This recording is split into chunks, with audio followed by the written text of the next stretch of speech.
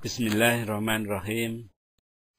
Terjemahan buku Ihya Ulumuddin karya Imam Al-Ghazali. Buku jilid keempat, cetakan tahun 1989. Mulai dari halaman 19. Kitab Uraian Keajaiban Hati. Lanjutan dari sebelumnya. Tentang kemauan, sesungguhnya apabila dapat diketahui dengan akal akan akibatnya sesuatu dan jalan perbaikannya, niscaya tergeraklah daripadanya keinginan untuk memperbaiki, mencari sebab-sebabnya dan berkemauan untuk yang demikian. Dan yang demikian itu selain dari kemauan nafsu syahwat dan kemauan hewan, bahkan adalah berlawanan dengan nafsu syahwat. Karena nafsu syahwat atau keinginan itu lari dari berbetik dan berpegang. Dengan akal menghendaki meminta dan menyerahkan harta untuk yang demikian. Nafsu syahwat itu condong kepada makanan-makanan enak pada waktu sakit. Dan orang yang berakal memperoleh pada dirinya penolakannya. Dan yang demikian itu bukanlah penolakan nafsu syahwat. Jikalau dijadikan oleh Allah akal yang mengetahui akibat segala hal dan tidak dijadikannya pembangkit ini yang menggerakkan semua anggota menurut ketetapan akal, niscaya dengan sebenarnya ketetapan atau hukum akal itu lenyap atau hilang. Jadi hati insan itu terkhusus dengan ilmu dan kemauan yang terlepas hewan yang lain daripadanya. Bahkan juga anak kecil terlepas daripadanya pada permulaan lahirnya. Dan baru datang yang demikian itu sesudah dewasa atau balik. Adapun nafsu syahwat, kemarahan dan panca indera dzahiriyah dan batinnya, maka sesungguhnya itu terdapat pada anak kecil. Kemudian pada memperoleh ilmu pengetahuan ini, anak kecil itu mempunyai dua tingkat. Tingkat pertama, bahwa hati anak kecil itu melengkapi kepada ilmu daruri pertama yang lain. Seperti ilmu tentang mustahilnya segala hal yang mustahil dan jawaznya. Catatan, jawaz artinya hal-hal yang boleh ada dan boleh tidak. Mustahil artinya yang tidak mungkin ada menurut akal. Dan lawannya wajib artinya yang mesti ada menurut akal. Tiga perkataan ini adalah hukum akal. Penerjemah. Sebairiyah. Maka adalah ilmu nadoriyah itu tidak berhasil pada tingkat ini kecuali bahwa ia telah menjadi kemungkinan yang dekat kemungkinannya dan yang dekat keberhasilannya. Adalah keadaan anak kecil itu dengan dihubungkan kepada ilmu pengetahuan seperti hanya seorang penulis yang tidak mengenal dari hal penulisan selain tinta, pena, dan huruf-huruf tunggal yang tidak bersusun. Ia sudah mendekati kepada penulisan dan belum lagi sampai ke sana. Tingkat kedua, bahwa berhasil bagi anak kecil itu ilmu pengetahuan yang diusahakan dengan pengalaman dan pemikiran. Maka ilmu pengetahuan itu adalah seperti simpanan padanya. Kalau ia mau, niscaya ia kembali kepadanya. Dan hal itu sama dengan halnya orang yang pandai menulis, karena dikatakan kepadanya penulis. Walaupun ia tidak langsung menulis, disebabkan kemampuannya kepada penulisan itu. Inilah tujuan penghabisan derajat insaniah. Akan tetapi pada derajat ini, terdapat tingkat-tingkat yang tak terhingga jumlahnya, yang berlebih kurang manusia padanya, disebabkan banyak dan sedikitnya pengetahuan memperolehnya. Karena sebagian hati berhasil ilmu pengetahuan itu dengan ilham ketuhanan di atas jalan mendatangkannya atau mubada'ah dan membukakannya atau mukasyafah. Dan sebagian mereka memperolehnya dengan jalan belajar dan usaha. Kadang-kadang segera berhasil dan kadang-kadang lambat berhasil. Pada makom atau kedudukan ini, berbeda-beda tingkat para ulama, hukuma atau ahli, hikmah atau filosof, nabi-nabi, dan wali-wali. Maka tingkat meningginya tidak terhingga padanya, karena ilmu Allah SWT tidak berkesudahan. Dan tingkat yang tertinggi ialah tingkat nabi, yang terbuka baginya tiap-tiap hakikat atau yang terbanyak dari hakikat itu tanpa usaha dan pemberatan diri. Akan tetapi dengan pembukaan ketuhanan dalam waktu yang sangat segera. Dengan kebahagiaan ini, seorang hamba Allah mendekati Allah dengan arti hakikat dan sifat. Tidak dengan tempat dan jarak jauh. Tempat pendakian tingkat-tingkat ini ialah tempat-tempat orang yang berjalan kepada Allah Ta'ala. Dan tidak ada hingganya tempat-tempat itu. Sesungguhnya masing-masing orang yang berjalan itu tahu akan tempatnya dan menyampaikannya dalam perjalanannya. Maka ia mengetahui tempat itu dan mengetahui tempat-tempat di belakangnya. Adapun yang di hadapannya, maka tidaklah sampai hakikat pengetahuannya. Akan tetapi kadang-kadang ia membenarkan yang di hadapannya itu karena beriman kepada yang gaib, sebagaimana kita beriman kepada kenabian dan nabi. Dan membenarkan adanya, akan tetapi tiada yang mengetahui hakikat kenabian selain nabi sendiri. Sebagaimana anak dalam kandungan atau janin, tiada mengetahui keadaan anak kecil. Dan anak kecil tiada mengetahui keadaan anak yang akan dewasa atau al-mumayyiz. Dan pengetahuan doruri yang terbuka baginya.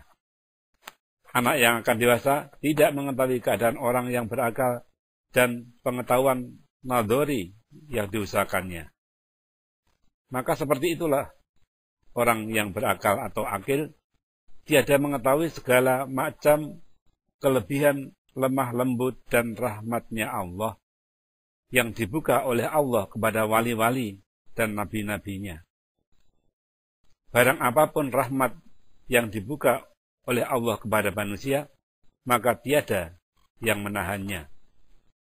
Rahmat itu diberikan disebabkan kemurahan dan kemuliaan Allah SWT.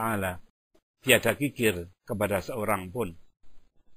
Tetapi sesungguhnya jelas yang demikian dalam hati yang dicari pemberian rahmat Allah Ta'ala. Sebagaimana disabdakan oleh Nabi SAW. Sesungguhnya pada hari-hari masamu, Tuhanmu mempunyai pemberian-pemberian. Mengapa kamu tidak datang mengambilnya? Dirawikan dari Abi Hurairah dan Abi Sa'id oleh Bukhari dan Muslim.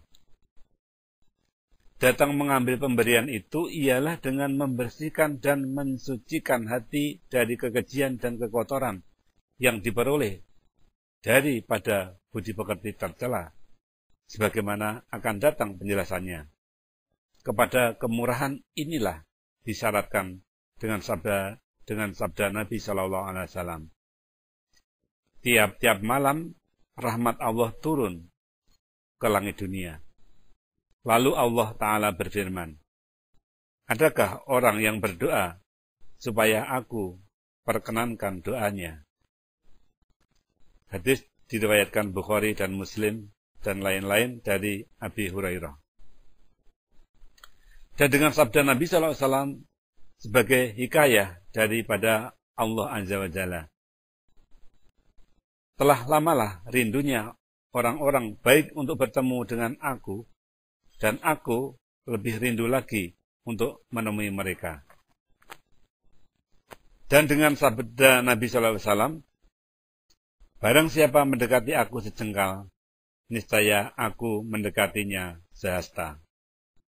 Hadis ini dirawikan Bukhari dan Muslim dari Abi Hurairah, yaitu hadis qudsi.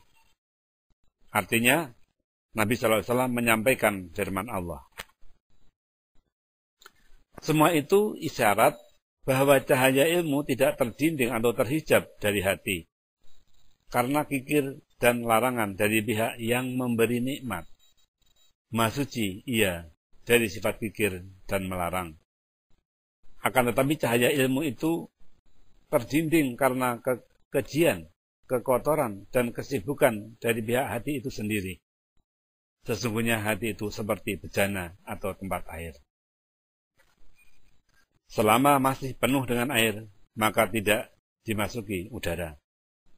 Maka hati yang disibukkan oleh selain Allah, niscaya tidak dimasuki oleh ma'rifah atau mengenal keagungan Allah Ta'ala.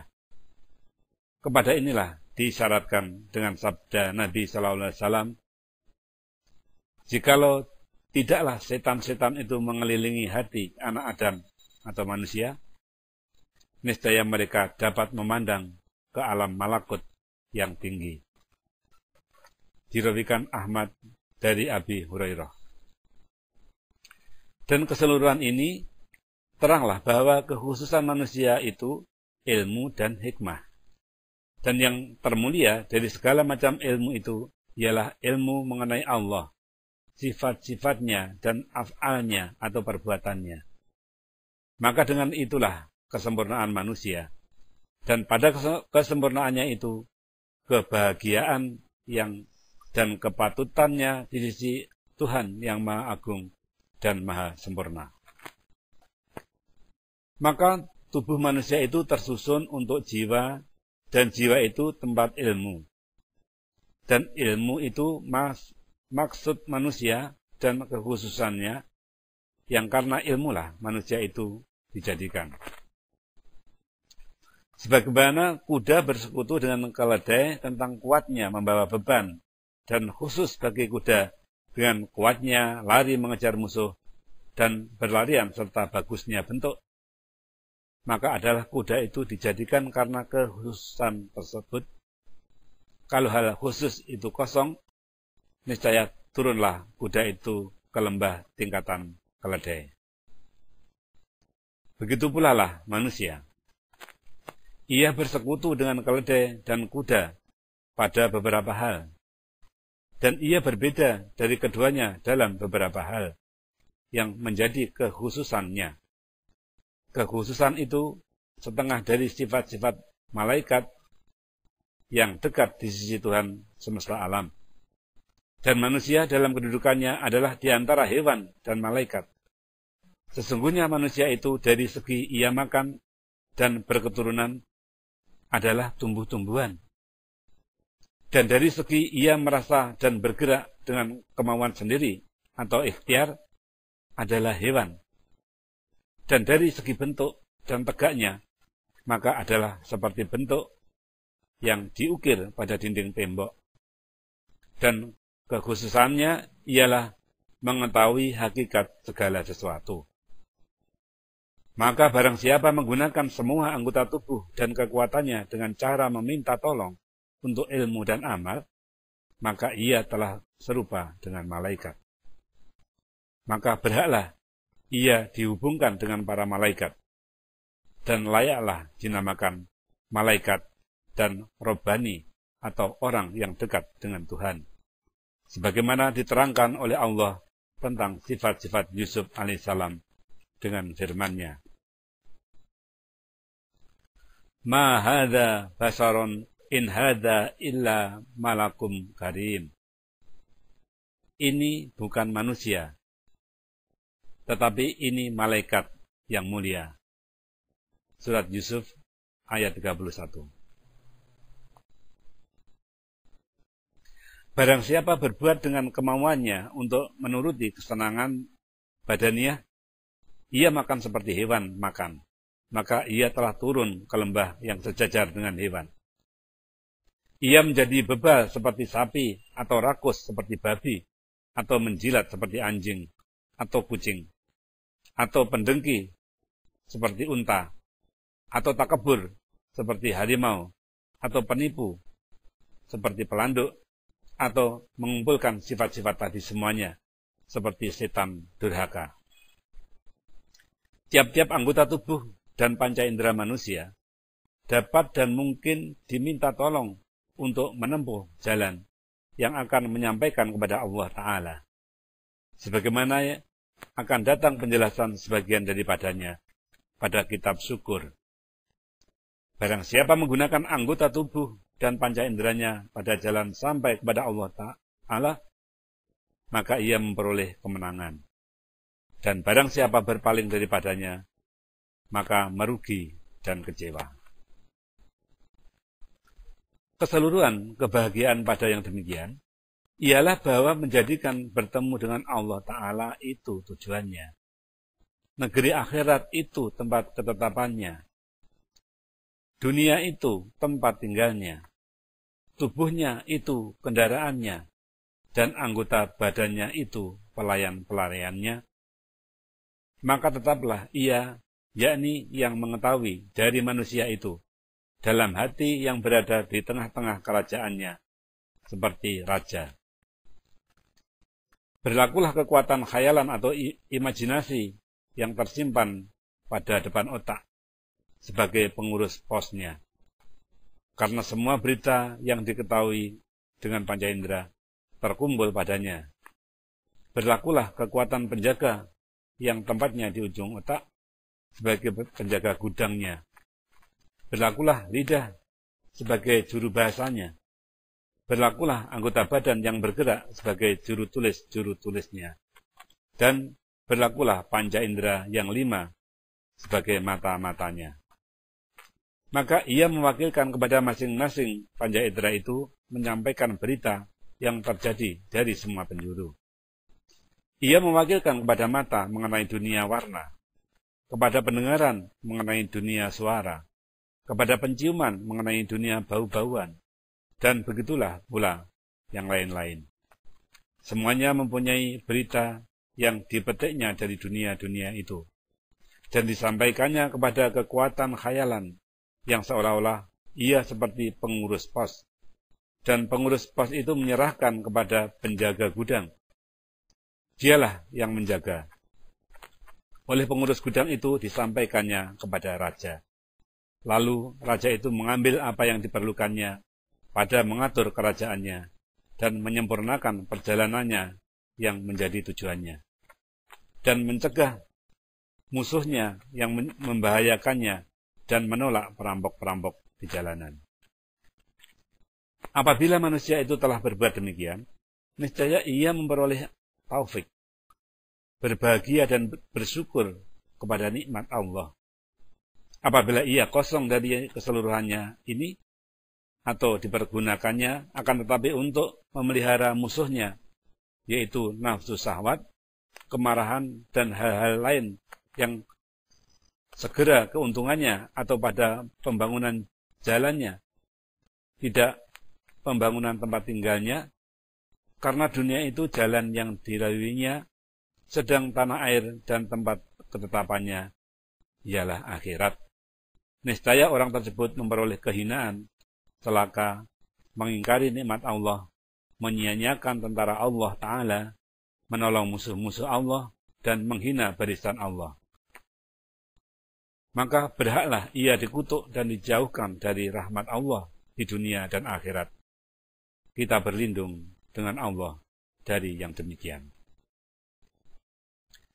Dengan contoh yang kami kemukakan tadi, diisyaratkan oleh Ka'bul Akhbar, di mana ia berkata, aku datang kepada Aisyah radhiyallahu anha.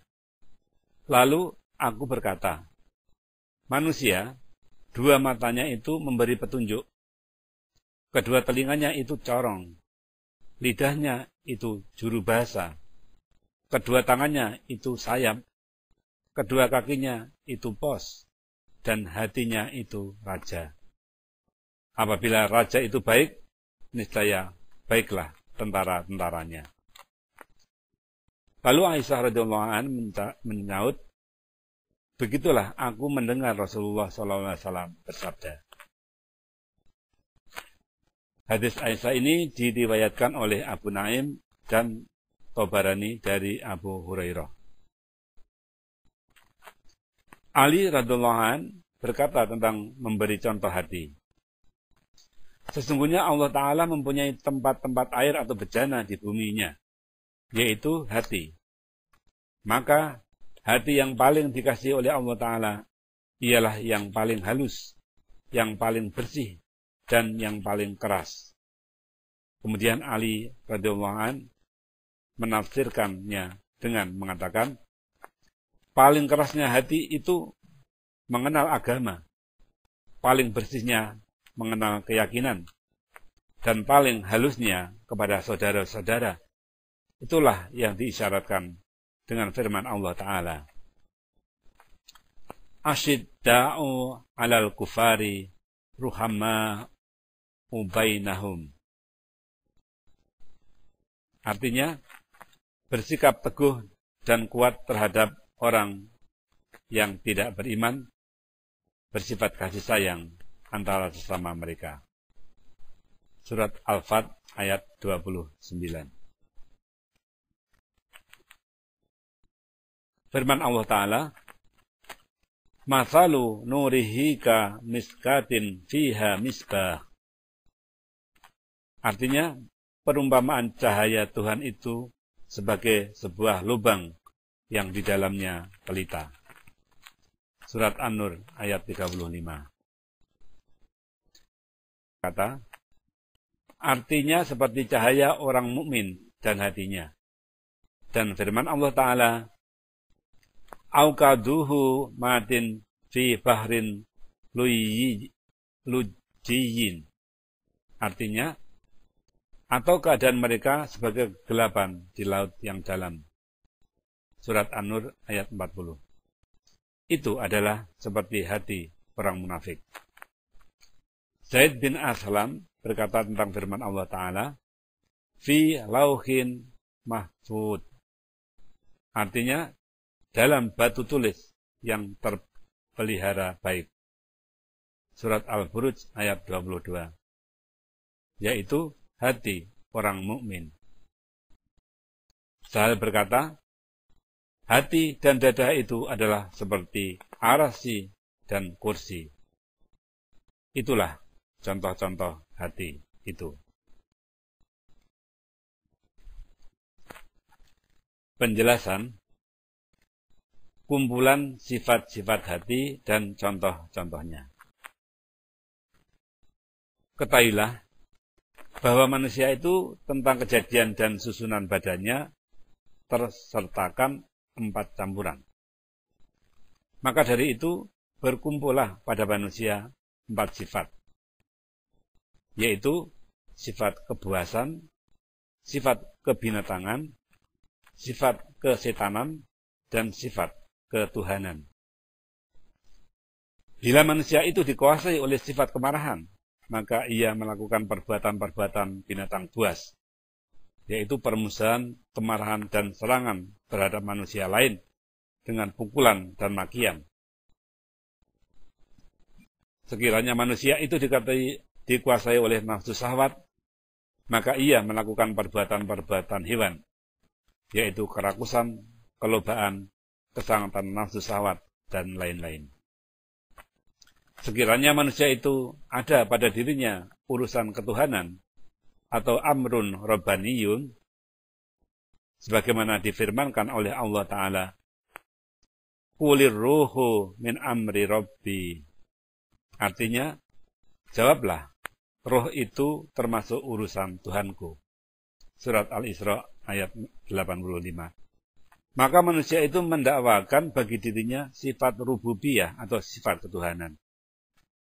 Ia ingin kekuasaan, ketinggian, kekhususan, ketangan besian dalam semua urusan, kesendirian menjadi kepala, keterlepasan dari belenggu perbudakan, dan kerendahan. Ia ingin mengetahui semua ilmu, bahkan mendakwakan dirinya mempunyai ilmu ma'rifah dan menguasai hakikat segala urusan. Ia senang apabila dikatakan berilmu, dan susah apabila disebut bodoh. Mengetahui semua hakikat dan menguasai dengan paksaan terhadap semua makhluk itu termasuk sifat ketuhanan. Dan pada manusia ada keinginan kepada yang demikian. Dan dari segi manusia itu mempunyai sifat khusus, dapat membedakan segala sesuatu dibandingkan dengan hewan. Di samping manusia dan hewan itu sama-sama mempunyai sifat marah dan nafsu syahwat yang menghasilkan sifat kesetanan, maka manusia itu menjadi jahat. Ia menggunakan sifat dapat membedakan segala sesuatu untuk memikirkan cara-cara kejahatan. Dan ia sampai kepada maksud dengan tipuan, helah dan tipu daya, dan ia lahirkan kejahatan dalam bentuk tontonan kebajikan. Inilah budi pekerti setan. Pada semua manusia terdapat campuran pokok-pokok yang 4 ini.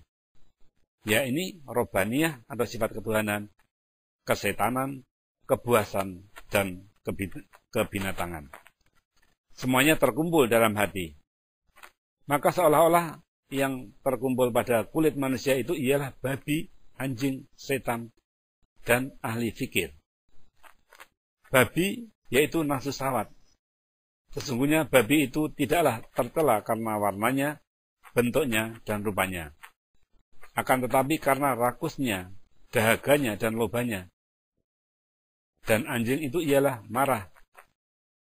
Sesungguhnya binatang buas yang menerkam dan anjing yang galak, tidaklah ia itu anjing dan binatang buas dipandang dari rupa, warna, dan bentuk. Akan tetapi jiwa arti kebuasan itu penerkaman, permusuhan, dan kegalaan. Dan dalam batin manusia itu terdapat kebuasan binatang buas dan kemarahannya, kerakusan babi dan kelobaannya. Maka babi itu dengan sifat kelobaan mengajak kepada kekejian dan kemungkaran. Dan binatang buas itu dengan sifat kemarahan mengajak kepada kezaliman dan menyakitkan orang. Dan setan itu selalu menggerakkan nafsu syahwat babi dan kemarahan binatang buasnya. Dan digerakkannya yang satu dengan yang lain. Dan baguslah bagi babi dan binatang buas itu apa yang menjadi sifat nalurinya. Ahli fikir atau ahli hikmah yang menjadi contoh bagi akal itu disuruh untuk menolak godaan dan tipuan setan. Dengan membuka tipuannya dengan pandangan hati yang tembus dan cahayanya yang cemerlang terang. Dan memecahkan kerakusan babi itu dengan penguasaan anjing atas babi itu. Karena dengan kemarahan dapat dipecahkan bergelagaknya nafsu syahwat. Dan ditolak kegalakan anjing dengan penguasaan babi atas anjing. Dan dijadikan anjing itu terpaksa tunduk di bawah kebijaksanaan babi. Kalau diperbuat yang demikian dan dikuasainya, maka luluslah urusan dan lahirlah keadilan dalam kerajaan tubuh. Dan berjalanlah semua di atas jalan yang lurus. Dan jikalau lemah daripada memaksakannya, maka mereka itu yang akan memaksakannya dan mempergunakannya. Lalu senantiasalah memikirkan daya upaya dan menghaluskan pemikiran untuk mengenyangkan babi dan mengenyangkan anjing. Maka selalulah ia menyembah anjing dan babi. Inilah keadaan kebanyakan manusia. Manakala kebanyakan cita-cita mereka itu perut, kemaluan, dan berlomba-lomba dengan musuh. Yang heran bahwa ia menantang kepada penyembah-penyembah berhala akan penyembahan mereka itu kepada batu. Jikalau terbuka tutup daripadanya, dibukakan keadaan yang sebenarnya, dan diberi contoh kepadanya akan hakikat keadaannya itu, sebagaimana diberi contoh kepada orang-orang yang memperoleh mukasyafah atau terbuka hijab, ada kalanya dalam tidur atau pada waktu jaga, niscaya ia melihat akan dirinya patuh di hadapan babi. Sekali ia sujud kepada babi itu, dan pada kali yang lain, ia rukuk kepadanya, menunggu petunjuk dan perintahnya.